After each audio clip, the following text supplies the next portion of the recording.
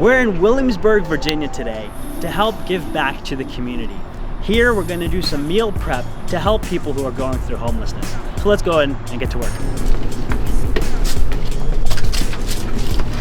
Hey Susan! Hey!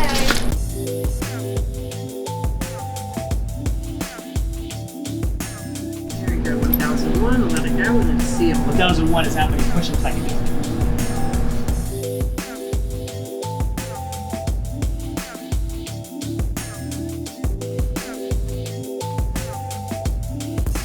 What we would do growing up is my mom would take us to the WIC office in the morning. In case you don't know what WIC is the Women, Infants, and Children's Program, which helps women, infants, and children under 5 get nutrition. She taught us through practice that it wasn't just about taking help, but also making sure you could give back as well. What we would do is we would stop on the way home, either that day or some other day. We would go to a pantry or a church and pick up something known as Meals on Wheels. But my mom would go in there and she wouldn't just drop off the food to our neighbors. She spent so much time with them, talking with them, smiling, asking them how they're doing, making sure the food was good for them and they had all the things they needed before we moved on to the next house.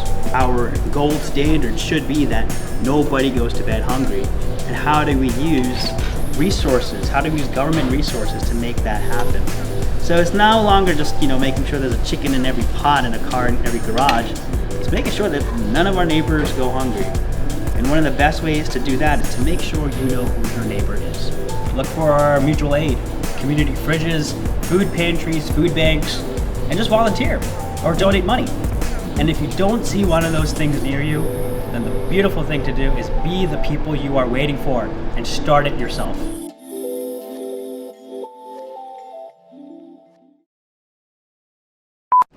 This is the greatest exercise of self-restraint I've ever gone through in my life. These cookies smell so good, and they're huge. Look at this.